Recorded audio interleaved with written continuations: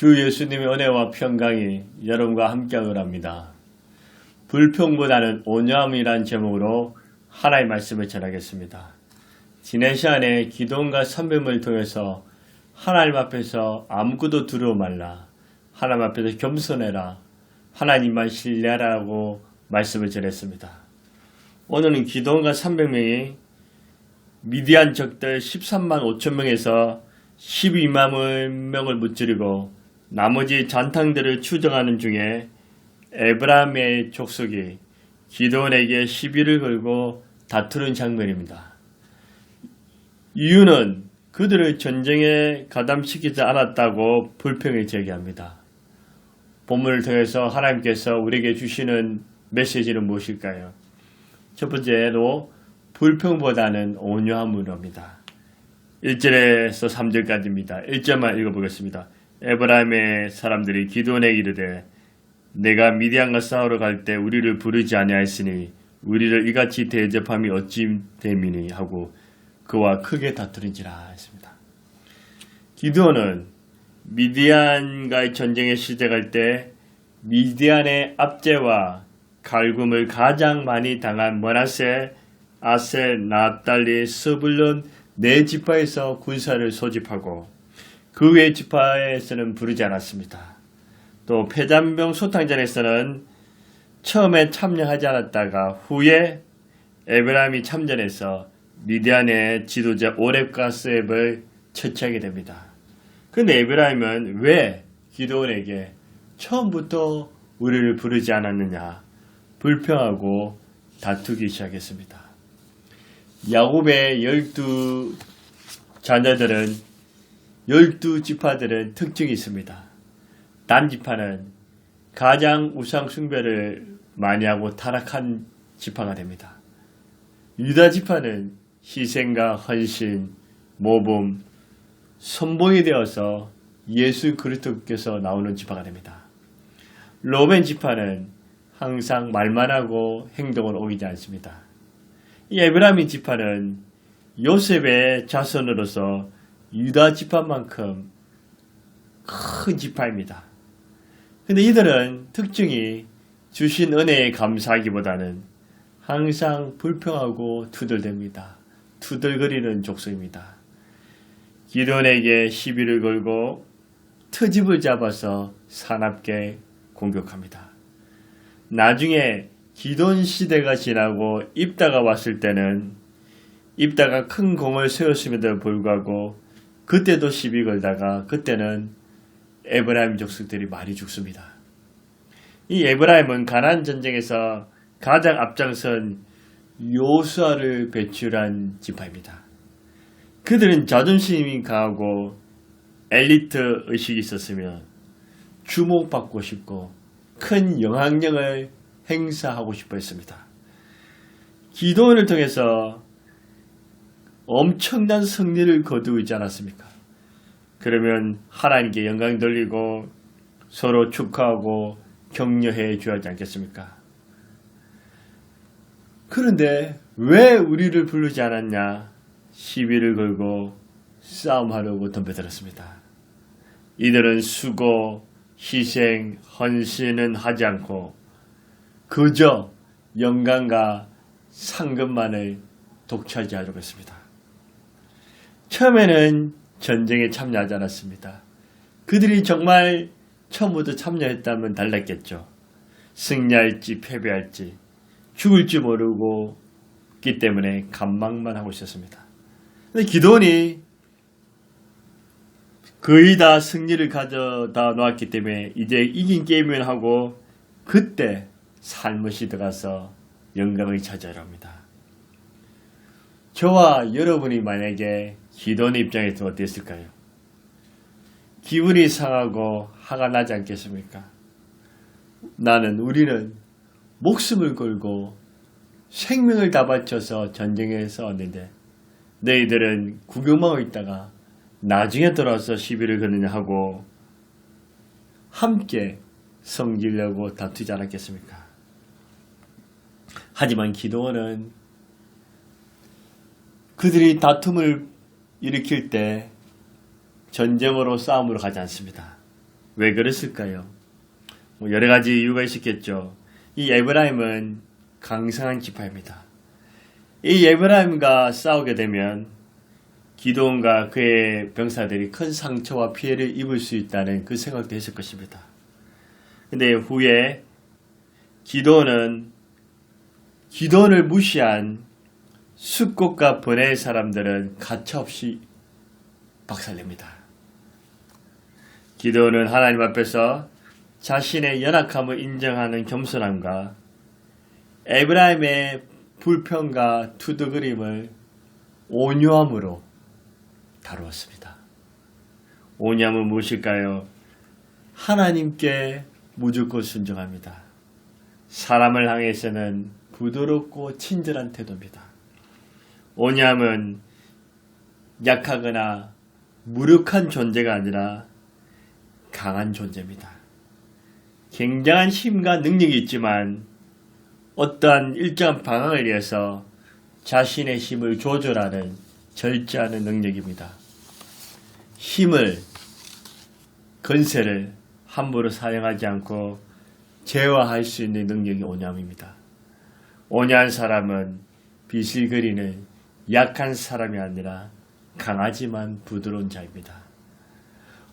온유와 반대함은 자기의 힘을 마음껏 사용하여 자기 주장과 자기 고집을 내세웁니다. 자기 뜻을 관철하기 위해서 함부로 말하고 행동하고 싸우는 태도를 가지는 것입니다. 아주 힘세고 사나운 야생마 한 마리가 있습니다. 보통 살아온 것이 아니라 미쳐 날뛰는 말이었습니다. 근데 혹독한 훈련을 통해서 멋진 준마가 되었습니다. 이 말을 가리켜 온유해졌다고 표현합니다. 야생마는 자기의 힘을 잃어버린 것이 아니라 주인을 통해서 자신의 힘이 살아있지만 그 힘을 통제할 수 있는 것입니다. 온유함은 주인이신 하나님을 통해서 하나님께 영광을 돌리고 사람들에게 유익을 위해서 자신의 힘과 감정 능력을 조절할 줄 아는 능력입니다. 우리 예수님은 하나님이시고 하나님 아들이십니다. 우리 예수님은 하나님 아버지께 한 번도 거역하거나 불순종하지 않고 늘 순종하셨습니다.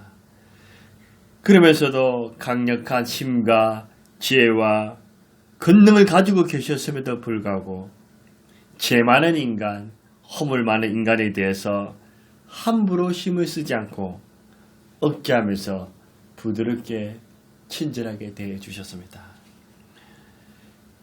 그래서 저와 여러분들이 지금도 무사히 살고 있는 것입니다. 예수님이 버럭 하늘 내셨더라면 아마 이 자리에 있지 못했을 것입니다.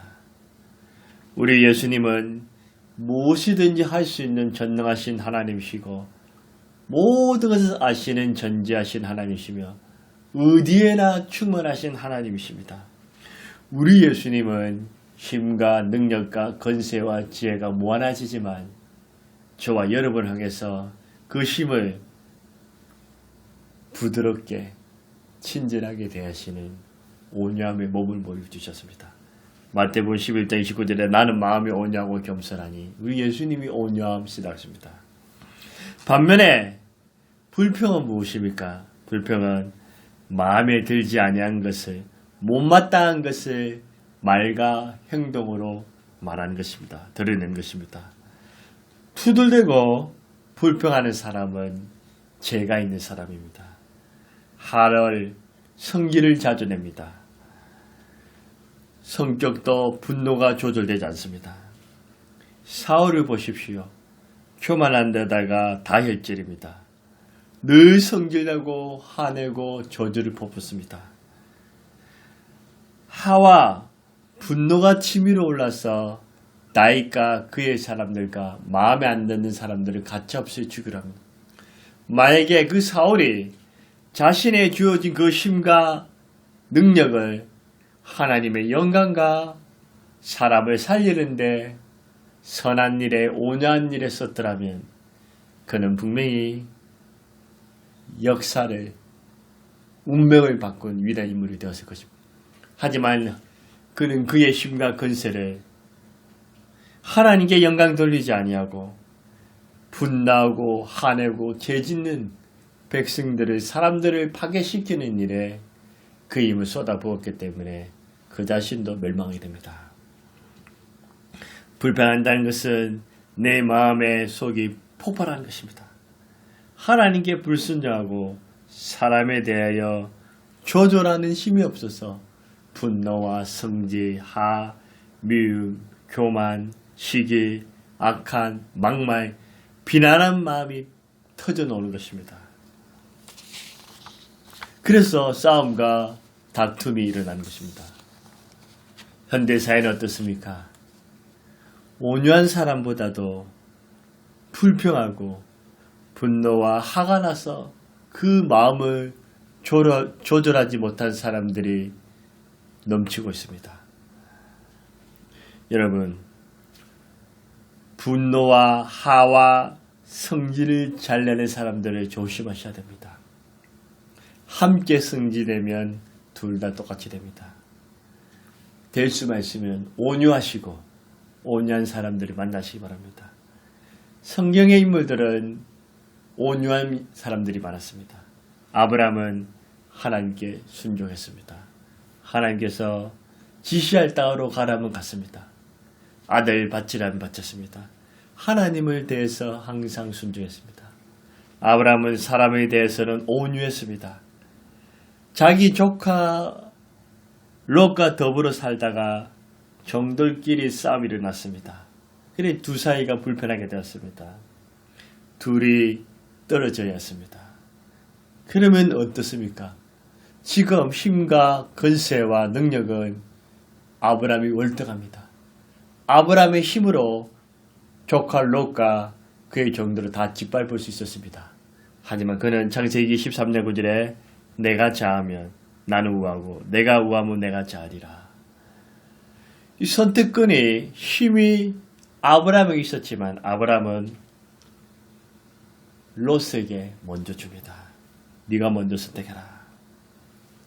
아브라함은 자신의 힘과 능력을 조절해서 롯에게 부드럽게 친절하게 되었습니다. 자기 욕심과 자기 이익에 따라 간 롯은 소돔과 고모라라는 겉으로는 화려한데 멸망의 도시로 가게 됩니다. 반면에 아브라함은 큰 복을 받아서 민족과 열방의 아버지로 쓰임받았습니다. 성경에 보아서도 하나님께 순종하고 사람에게 친절하고 온유했습니다. 그는 부자였고 선한 양이 있었으며 힘도 있었지만 그는 그의 힘을 분노와 파괴와 타락함에 쓰지 아니하고 보잘것없는 이방인이요 열악한 여성이요 가부요 극빈자에게 룻에게 한없는 친절과 사랑과 온유함을 대합니다. 이 보아스에서 다윗이 나오고 예수 그리스도 메시아가 나오게 됩니다. 다윗 또한 온유한 사람입니다. 하나님께 순종하고 사람에게는 강하면서도 부드럽게 대합니다. 사울이 자신을 그렇게 죽이려고 미친 듯이 날뛰어도 다윗은 분노와 화로 복수의 칼을 가지 않습니다. 그는 그 힘을 절제합니다. 사울을 죽여도 비난할 사람이 없습니다. 당연하다고 생각했겠습니다. 자신의 힘을 절제하는 온유함이었습니다. 반면에 다윗은 자신의 친구 요나단이 죽고 요나단의 아들 장인 모비부스에게는 한없는 친절과 온유와 부드러움으로 대합니다. 기도는 어떻습니까? 기도는 겁도 있고 우유부단하고 의심도 있었지만 기도는 온유했습니다. 불평하고 투덜거리고 시비를 거는 에브라임을 향해서 한번 붙어보자, 한번 싸워보자, 너 죽고 내 죽자, 그게 아니었습니다. 에브라임이 투덜거리고 불평하고 따질 때 그는 온유하게 대합니다. 껌물 포도는 수확을 끝낸 후에 찌꺼기를 말합니다. 아니, 너희들의 에브라임의 찌꺼기가 우리의 제일 좋은 것보다도 더 좋다. 그런 것입니다. 우리는 찌꺼기보다 못하다. 너희들은 대단한 일을 했다. 큰 일을 했다. 위대한 일을 했다. 자신을 낮추고 상대방을 세워줍니다. 이 오념으로 종족 간에 피부릭내 나는 전쟁을 막을 수 있습니다. 이 오념으로 에브라임 족속의 마음이 부드러워지게 됐습니다. 저와 여러분도 어떨까요? 저와 여러분도 하나님께 늘 순종하시기 바랍니다. 사람에 대해서도 힘과 능력과 지혜와 부를 키워가면서 가지면서도 그것을 함부로 쓰지 않고 절제하고 사람들에게 부드럽고 친절하게 대하십시오. 시편 37편 11절에 그러나 온유한 자들은 땅을 차지하면 풍성한 화평으로 저리고 하리라. 온유한 자는 멍청한 자가 아니요 뺏기는 자가 아니요 손해보는 자가 아니라 땅을 차지하면 풍성한 화평으로 절거한다고 약속하셨습니다. 시편 76편 9절에도 곧 하나님이 땅의 모든 온유한 자를 구원하시고 온유한 자를 하나님이 구원하신다고 했습니다. 마태복음 5장 5절에도 온유한 자가 복이 있나니 그들이 땅의 기업을 받을 것이. 여러분, 잘생기고 돈 많고 똑똑한 사람이 복 있는 사람이 아니에요. 온유한 사람이 복이 있다고 예수님이 말씀하셨습니다. 온유하시기를 주의 이름으로 복을 빌어드립니다. 잠언 15장 1절에도 유순한 대답은 분노를 시게 하여도 가격한 말은 너를 격동하니라. 기도원이 유순한 대답, 온유한 대답을 하니 에브라임의 분노를 시게 했습니다. 만약에 불평하고 투덜거리는 에브라임에게 기도원도 분노와 화를 내었다면 서로 격동하게 됩니다. 기도는 온유함으로 되었습니다. 잠언 17장 1절에도 마른 떡 한 조각을 입고도 화목하는 것이 제육이 집에 가득하고 다투는 것보다 나으니라. 온유하고 화목한 것이 낫다는 것입니다. 이 세상 어떻습니까? 온유함보다는 점점 강박하고 포악하고 불평과 투덜거림이 많아지고 있습니다. 온유하기보다는 성질내고 분하고 억울해합니다. 투덜거립니다. 우리는 불평과 폭력과 원망이 가득한 세상에서 에브라임 지파처럼 불평하는 지파가 아니라 기도원처럼 온유함으로 살아가시기 바랍니다. 두 번째, 오늘 우리에게 주시는 메시지는 무엇일까요? 냉대보다는 사랑함으로입니다. 4절에서 6절의 그 내용을 읽어내겠습니다. 기도원과 그의 용사 300명은 생명을 다해서 미디안 적들 13만 5천 명에서 12만 명을 물리치고 나머지 잔탕들 15,000명을 박멸하러 가는데 큰 전쟁을 치렀기에 그와 그의 백성들이 배고프고 피곤하고 잠도 제대로 자지 못하고 피곤에 극에 달았습니다. 기도는 배고픔과 피곤함을 무릅쓰고 두 왕 세바와 살무나를 이끄는 미디안 군대를 추국하여 숫곳이라는 곳에 도착하게 됩니다. 그곳에 이르러 기도는 숫곳 사람들에게 우리에게 떡을 좀 달라 그렇게 간청합니다. 그랬더니 그들이 어떻게 대합니까? 이들은 숫곳 사람들은 기도원과 형제요 친척이요 가까이 사이입니다. 먹을 것을 줘야 되지 않겠습니까? 물을 마시게 해야 하지 않겠습니까? 쉬게 해줘야 되지 않겠습니까? 기도원과 그의 백성이 강압적으로 빼앗은 것도 아니요 무리에게 돈을 요한 것도 아니요 오직 하나님과 하나님 나라를 위해서 큰 전쟁을 치르고 그 중에서도 공손하게 그들에게 부탁한 것입니다. 이들은 친절과 대접 사랑보다는 거절하고 조롱하고 비웃으며 냉대했습니다.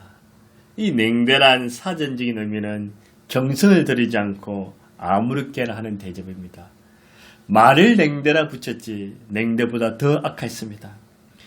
이들이 기도를 향해서 그 내포된 것은 무시, 비웃음, 조롱, 무정함, 불신 이런 것이 다 포함되었습니다. 6절에 보십시오. 숫굿의 방백들이 이르되 세바와 살문한 손이 지금 내 손에 있다는 거냐 어찌 우리가 내 군대에게 떡을 주겠나 하는지라. 기동과 너희 300명이 운빨이 좋아서 전쟁에서 이긴 줄 몰라도 너희들보다 더 강력한 세바와 살문한 손을 네 손에 있느냐? 네가 잡았느냐? 네가 이겼느냐? 그런데 우리에게 떡을 달라느냐? 너희에게 떡을 주기도 싫거니와 혹시 주었다고 너희들이 하나님 믿고 까불다가 만약에 전쟁에서 지면 우리는 우상 숭배하는 세바와 살문에게 호되게 당하고 죽지 않겠냐 그 말입니다. 너희가 책임질 거냐? 불신, 조롱, 비웃음, 배신, 막말, 심지어 하나님 향하여도 조롱이 있었기 말이었습니다. 이들은 하나님보다 우상을 더 의지했습니다.